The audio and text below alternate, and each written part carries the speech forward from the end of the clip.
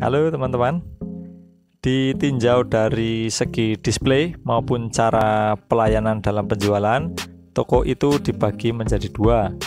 Yang pertama adalah disebut modern market atau toko modern. Yang kedua adalah disebut toko konvensional. Toko modern itu lebih mudahnya kita sebut sebagai swalayan. Ya, dalam skala kecil minimarket, dalam skala besar supermarket. Kemudian toko konvensional itu lebih mudahnya kita lihat sebagai toko yang dilayani, barang-barangnya diambilkan. Ciri khasnya adalah displaynya menggunakan etalase kaca pada depan toko, dan konsumen atau pembeli tidak masuk ke dalam toko seperti toko swalayan. Nah, kita akan bahas tentang kedua hal ini. Barangkali teman-teman sedang berencana membuka toko atau bahkan memiliki toko dan sedang mempertimbangkan untuk menggunakan cara display dan pelayanan yang mana. Namun sebelumnya, seperti biasa, saya ingatkan untuk tekan tombol subscribe di bawah yang belum subscribe. Kalau merasa video ini bermanfaat, boleh di-share di media sosial. Kalau menyukai video ini, boleh juga diklik like-nya ya di bawah ini. Oke, terima kasih. Untuk pertimbangan, yang pertama kita akan bahas dengan sistem display dan penjualan swalayan.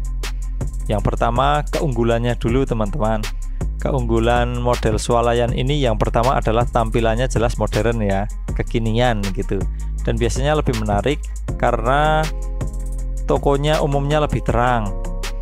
Kemudian yang kedua, kelebihannya adalah pembeli itu lebih leluasa dalam memilih barang-barang yang dia inginkan, atau bahkan semula tidak dia inginkan, dia hanya lihat-lihat saja karena merasa oh ada yang cocok mau dibeli, akhirnya dibeli. Mungkin dari awal tidak ingin membeli, hanya punya tujuan membeli 1-2 barang, namun karena melihat, memegang, kemudian cocok, dibeli sekalian. Itu ya namanya impulse buying atau pembelian, keputusan membeli secara mendadak gitu.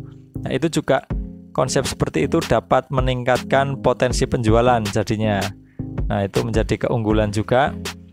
Kemudian selanjutnya, keunggulan yang lain adalah pembeli melayani secara mandiri. Jadi ambil barang sendiri, kemudian nanti antri di kasir kalau udah selesai. Jadi pemilik atau pegawai tidak perlu mengambilkan barang untuk pembeli. Pembeli akan mengambil sendiri.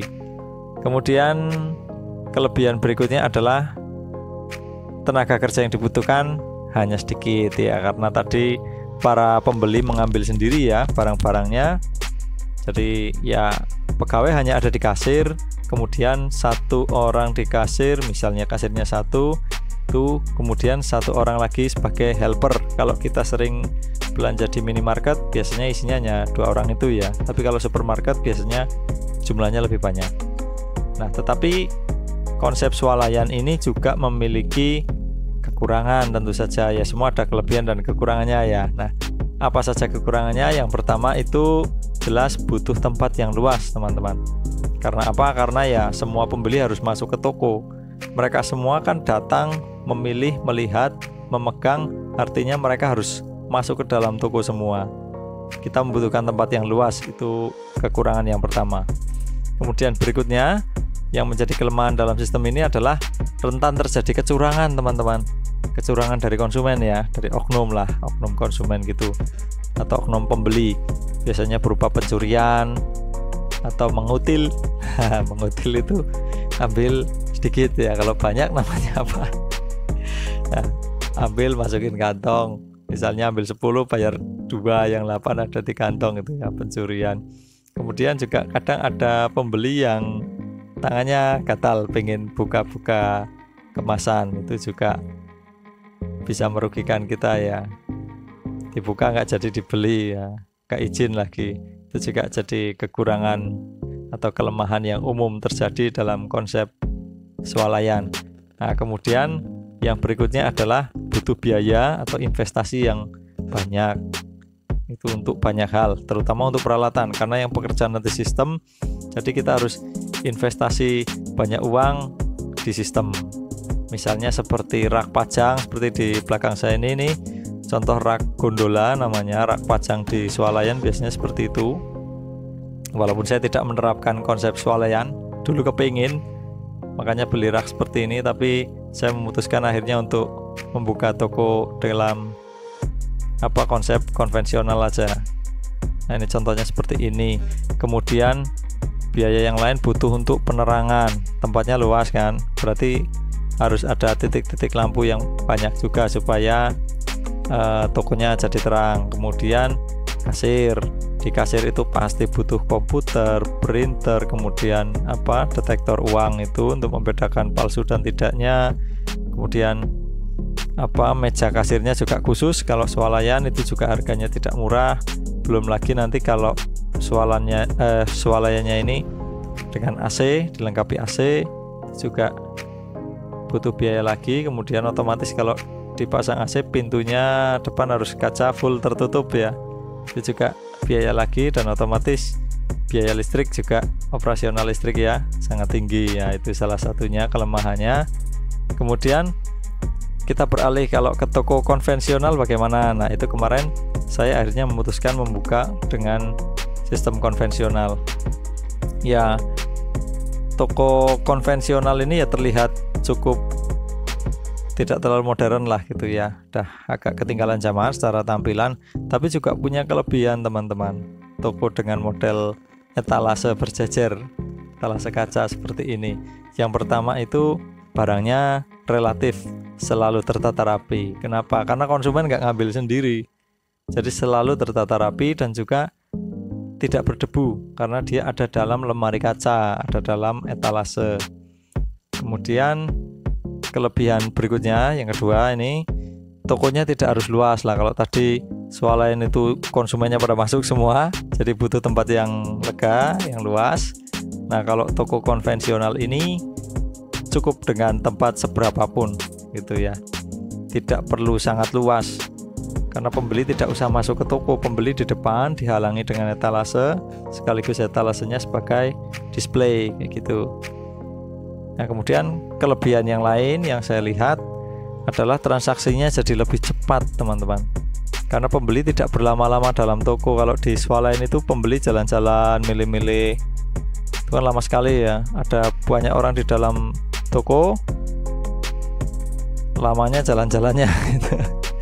Nah, kalau di toko model konvensional kan di depannya etalase, mereka datang dari rumah ingin beli apa, sampai toko membeli, kemudian menanyakan 1-2 barang yang lain, dirasa cukup dan bayar, selesai seperti itu. Nah, kemudian kelebihan berikutnya adalah minim kecurangan dari pembeli. Nah, kalau tadi di swalayan ada yang buka-buka kemasan nggak izin, ada yang mungkin mengutil ya tadi mencuri gitu.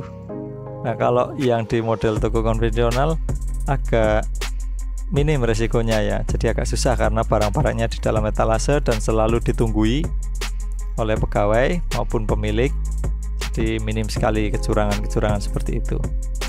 Kemudian tidak butuh investasi dana yang besar, terutama untuk ya hal-hal seperti tadi rak pajang, untuk meja kasir dan sebagainya. Jadi cukup pakai etalase kaca di depan toko, selebarnya toko itu, selebarnya berapa, dikasih sisa sedikit untuk lewat keluar masuk pemilik dan juga pegawai, sekaligus sebagai display barang-barang gitu. Nah, nanti sisa barang-barangnya yang tidak di etalase itu bisa ditaruh di rak sederhana, mungkin di belakang atau di tempat yang sama tapi ditata dengan rak sederhana, tidak perlu rak yang gondola seperti ini, bisa bikin sendiri, itu lebih hemat. Atau kalau punya gudang atau punya tempat penyimpanan sendiri untuk menyimpan stok ya, atau inventory gitu, bisa disimpan di situ. Jadi yang tertata itu di display selalu rapi. Tapi ya toko konvensional juga ada kelemahannya teman-teman. Ya, saya juga mengalami ya. Yang pertama ya tadi itulah, terlihat tidak modern, tidak seperti swalayan kan terlihat modern. Kemudian kadang-kadang secara keseluruhan kurang rapi, walaupun display di etalase tadi rapi ya, tapi kadang yang di rak itu berantakan. Terus beberapa toko konvensional saya lihat juga terlihat cukup gelap gitu ya, remang-remang gelap, Karena apa? Biasanya toko-toko konvensional terutama yang jual sembako ada barang-barang rentengan. Nah, rencengan apa rentengan nih? Rencengan seperti sampo, kopi, apa itu digantung kan? Digantung di depan, di atas etalase itu, jadi menghalangi cahaya masuk dari depan ke dalam toko, jadi kesannya gelap gitu. Nah itu. Kemudian kekurangan selanjutnya adalah pembeli jadi harus nunggu, karena setiap pembeli dilayani, diambilkan barangnya, sementara pegawai atau yang melayani ini terbatas. Jadi kadang beberapa pembeli harus menunggu ya, menunggu dilayani, nunggu pembeli yang lain selesai baru dia bisa terlayani. Itu juga jadi kekurangan, jadi PR tuh. Kemudian kekurangan selanjutnya adalah pembeli tidak leluasa memilih barang, tentu saja ya, karena kan pembeli di depan dilayani, diambilkan. Kalau mau lihat ya hanya lihat dari luar etalase saja. Itu kalau yang terpajang di etalase. Kalau kemungkinan barangnya tidak terpajang ya kemungkinan tidak bisa melihat kayak gitu. Kemudian kekurangan berikutnya masih ada lagi. Nah ini untuk penjualnya harus bolak-balik ngambilin barang. Kadang ada pembeli yang kalau beli nggak sekalian gitu ya. Kadang ngomong beli ini ya diambilin, tambah ini lagi, balik lagi ngambilin, tambah ini lagi, ambilin lagi. Nah itu juga bikin tenaga yang cukup besar ya buat penjualnya. Kalau tadi swalayan kan enak, tinggal ambil-ambil sendiri pembelinya, kemudian dari tokonya hanya tinggal nungguin aja di kasir, nanti dia datang sendiri kayak gitu ya. Nah itu tadi. Tapi ada catatan ini teman-teman. Jadi kalau di kota-kota besar, mungkin ibu kota provinsi, atau mungkin bahkan ibu kota negara, itu di DKI misalnya, itu tidak masalah ya, konsep swalayan hal yang lumrah, hal yang biasa. Namun di kota-kota kecil seperti tempat saya ini ya juga sudah banyak, minimarket waralaba itu juga sudah banyak. Tapi masyarakatnya tidak semuanya itu nyaman dengan konsep swalayan. Kadang ada pembeli-pembeli yang masih lebih nyaman justru dilayani. Nyamannya di mana? Ngobrolnya.